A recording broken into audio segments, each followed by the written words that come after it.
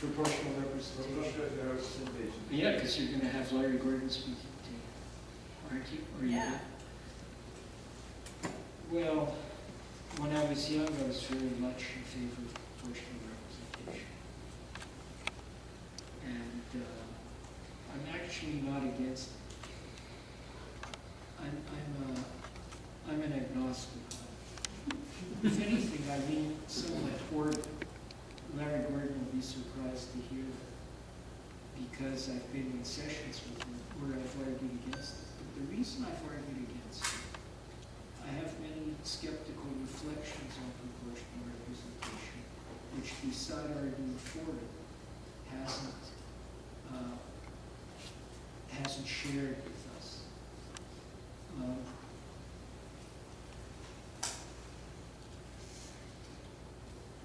I think more important than what kind of electoral system we have, although I think proportional representation is fine. But more important than whether it's first past the post or proportional representation is the underlying political culture of the society. So we have proportional representation in Germany and in Sweden. And we have proportional representation in England and in Israel. So Larry Gordon and Fair Vote Canada tell you, well, if we get proportional representation, we'll have more consensual, more cooperative government, because we'll have coalitions and we'll have to work together. We'll have to work on a program. Yeah, but we'll see what happens in Italy and Israel. So it may or may not happen. So what's more important? I'm suggesting maybe it's the underlying political culture that's more important. Once you get proportional representation, if people know or get used to it, then that becomes part of the culture too. For example, let me tell you what happened in New Zealand. They adopted it in 1992. And the reason they adopted it is because a party, I don't remember the exact specifics, this is what I read from an academic who was there a while back. People were outraged because the party that got elected ran on A, B, and C, and they came in and they didn't do any of that, and they did D, E, and F. So people said, this is disgusting. We can't have this. We need a new system. The opposition party said, if you elect us, we'll give you the chance to change the voting system. And in the first election, well, the party proposing electoral reform didn't. The second election, because people were upset with what the party did, the party that reversed its policies, voted for the party that said, we'll give you a chance to have proportional representation. Now that party, I don't think really wanted proportional representation. It knew that if it has proportional representation, nobody's going to get a majority. It's like Dalton McGuinty saying, you elect me, I'll give you a vote on whether you want to change the electoral system. Oh, I'm not going to speak in favor of voting the electoral system. Oh, and you better vote 60% in favor of it before I'll adopt it. And 60% of the constituencies better agree to it. And I'm not going to lift a single finger to do anything in favor of it. But I'm giving you the vote. Huh? Don't you appreciate having voted on that? So that's fairly cynical. I think if a party believes in it, they should run it. Not say, I'm going to give you the choice. If you ask people, you want to vote on something, they'll always say, I want to elect my judges. I want to elect my police chief. I want to elect my governor general. So, you know, I'm going all around it. We'll get coalition. Oh, so what's happened in New Zealand? After the first election you had on proportional representation, all of a sudden party leaders disappeared behind closed doors for 6 weeks. In England, they disappeared for 5-6 days. They disappeared for 6 weeks, and then there were 3 parties. The most conservative party and this more radical party made a coalition, and the public was outraged. They thought, hold it, we didn't know there was going to be all this deal making. Now, a lot of people, Larry Gordon said, oh, if we have proportional representation, we'll have MPs that are social mirrors, because parties will want to attract more women and more visible minorities. And there are many variations of proportional representation. There are about 300 that have been used or proposed. And we've used proportional representation in parts of Canada. I can talk about that too. People, you know, a long time ago, people don't remember it. Not federally, in provinces. So proportional representation will probably result in more women getting elected. Having said that happened in New Zealand. Guess what? All of a sudden there were fewer women in the cabinet. How come? That's because when the party leaders got together, who's going to be in the cabinet? Oh, well, I want a seat, I want a seat. We're not running for election now, I don't have to put up women. So the odd result there, the cabinet ended up being a product of horse trading.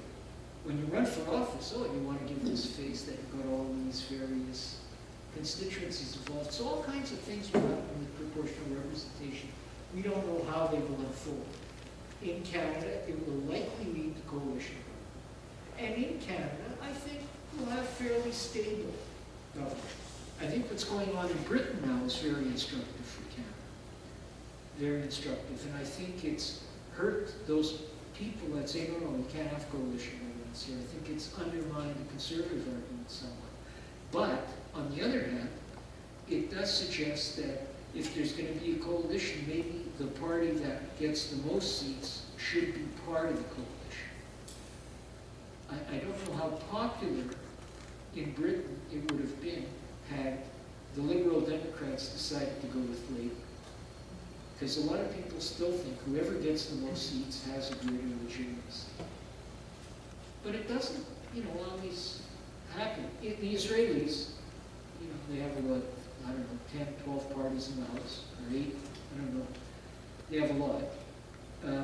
In the election that they had, Netanyahu's party did not win the most seats. The other party, led by Livni, won one more seat. But everybody understood that there are 120 seats. One got 27, one got 26. So it's not like one had 55, and then the party with 22 is going to try to be a major coalition party. I think I don't know if we'll get it now, because we've now had referendum. Prince Edward Island got defeated. In Ontario, got defeated. In BC, it passed the first time, but it only had 57%. So the politicians that are saying, I'm going to give you a vote on proportional representation, in my opinion, don't believe in proportional representation. And they prove it by saying you're going to have to support it by 60%. How many things get 60% support?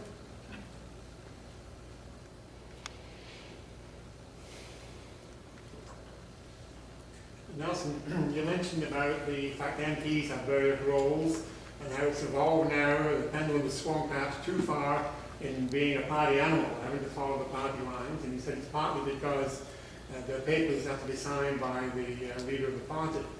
Well, I understand for the last few go-arounds, Harper's also had a paper that's been signed by the MPs to say they can't make a public announcement or a speech or take a position without the approval of the Prime Minister's office. The Prime Minister's office are unelected individuals. The power has been growing and growing. How can we curb that? And you also mentioned that in England, Galloway isn't beholden to his party. What is the difference, and how can we break that cycle? Well, I think I'm not optimistic we will. The difference between the two is that they're the constituent. From what I don't know much about British politics, but from what I can make out is the constituency associations there actually have more control. The party leader cannot stop them from nominating who they want. Here, that isn't the case. Because now, so how do we break it? Well, we could say we don't want party names on the ballot. I don't know how much of the public would go for that, because it'll come back to the whole election expense regime. So who is the party, and how do we regulate? How do we regulate giving contributions? I don't know how they do it in England or elsewhere. In the United States, people run primaries and they get the nomination, and then they can run in the general elections. I don't think, I'm skeptical we'll break it here. Maybe we'll get more used to it. Maybe if we move into coalition government, then that'll be some moderating influence over the Prime